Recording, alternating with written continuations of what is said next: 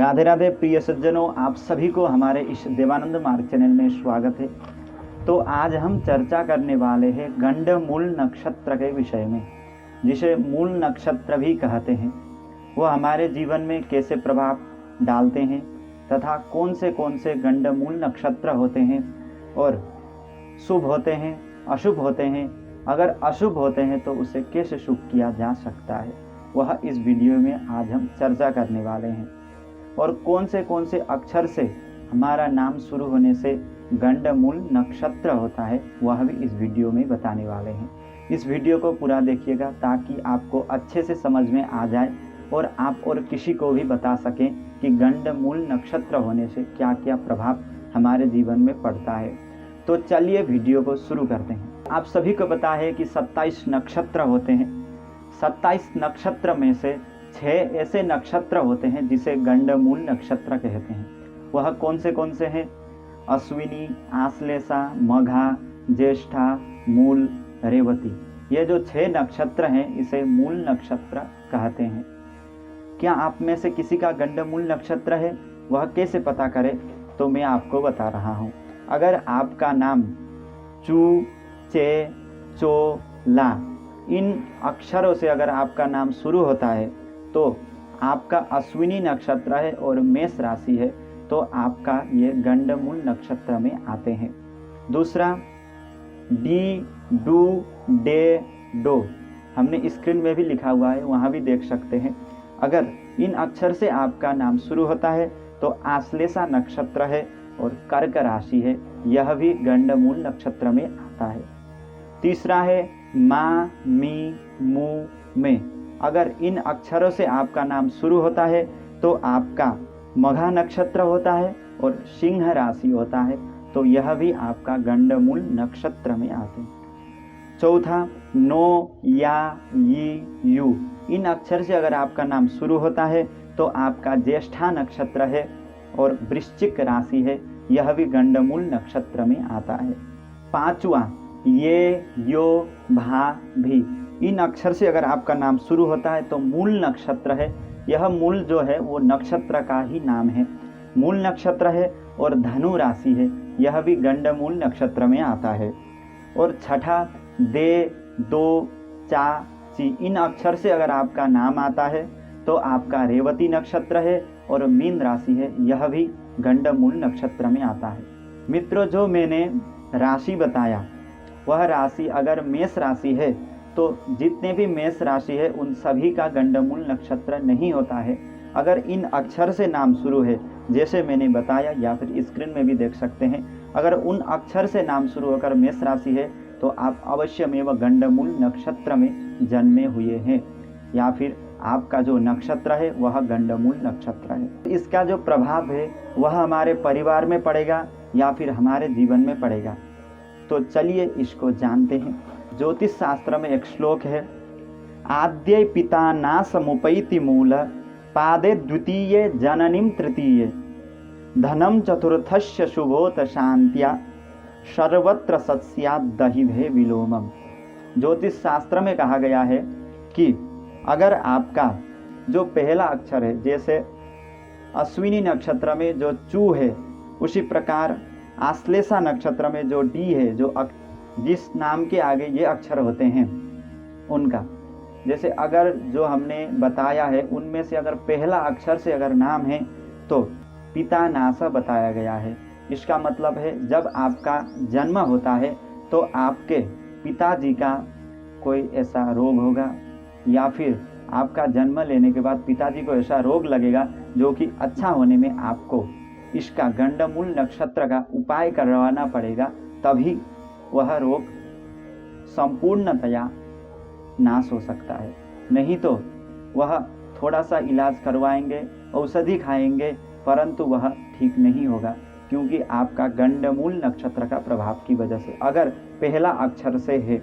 अगर दूसरा अक्षर से आपका नाम शुरू है तो जननीम, आपके माताजी का, जो माताजी बीमार होंगी कि जो कि आपको पहले गंडमूल नक्षत्र का उपाय करवाना पड़ेगा, तभी वह ठीक होंगे, दवाई लगेगा, वरना औषधि भी काम नहीं करेंगे। अगर तृतीय चरण यानी कि 3 नंबर अक्षर से नाम शुरू है तो जैसे चू, चे, चो हो गया, अगर चो से नाम शुरू है वैसे सभी नक्षत्र का यही क्रम से होता है। उसी प्रकार अगर चो से 3 नंबर अक्षर से नाम शुरू है तो धनम, आपके जन्म लेने के बाद आपके घर में या फिर आपके बड़े होने के बाद आपके जीवन में धन की कमी होगी या ऐसे ही धन नाश हो जाएगा। वह प्रभाव किसका है? गंडमूल नक्षत्र का प्रभाव है। पहले इसको आपको उपाय करवाना होगा, तभी आपको उससे राहत मिलेगी। चतुर्थ चरण है तो शास्त्र में बताया गया है कि इतना अशुभ नहीं है, परंतु इसे भी शांति करवाने से बहुत अच्छा माना गया है। अगर आपका पहले से द्वितीय अक्षर से या तृतीय अक्षर से या चतुर्थ अक्षर से भी आपका नाम आता है तो शांति करवाने से इसको उत्तम माना गया है। अगर शांति नहीं करवाएंगे तो आपके जीवन में प्रभाव पड़ेगा। इस गंडमूल नक्षत्र में अगर कन्या का जन्म हुआ है तो ज्योतिष शास्त्र में दूसरा श्लोक बताया गया है। वह कौन सा है? न कन्या हंति मूलर्क्षे पितरम मातरम तथा मूलजा श्वशुरम हंति ब्यालजा च तदंगनाम। बताया गया है कि अगर कोई कन्या का जन्म हुआ है गंडमूल नक्षत्र में, अगर उसका नक्षत्र में मूल नक्षत्र है, जैसे अश्विनी, आश्लेषा, मघा, ज्येष्ठा, मूल, रेवती, ये जो 6 नक्षत्र है गंडमूल, उसमें से अगर जो मूल नक्षत्र है अश्विनी, आश्लेषा, मघा, ज्येष्ठा, मूल, जो मूल नक्षत्र है उसमें अगर जन्म हुआ है कन्या का तो ससुरम, ससुर को जब शादी होके जाएंगी तो ससुर को कष्ट होगा या फिर ऐसे बीमार होंगे जो कि अपनी बहू का पहले शांति करवाना होगा गंडमूल नक्षत्र का, तभी उनका रोग नाश होगा। उसी प्रकार अगर आश्लेषा नक्षत्र है कन्या का तो अपनी सास को पीड़ा होगी, कष्ट होगी। अगर कन्या का इस नक्षत्र में जन्म हुआ है तो अपने माता पिता को पीड़ा नहीं होगा बल्कि अपने सास ससुर को पीड़ा होगा। उसी प्रकार कन्या का अगर विशाखा नक्षत्र में जन्म हुआ है तो देवर, अगर विशाखा नक्षत्र में किसी कन्या का जन्म हुआ है तो अपने देवर को कष्ट होगा जब शादी होके जाएंगी।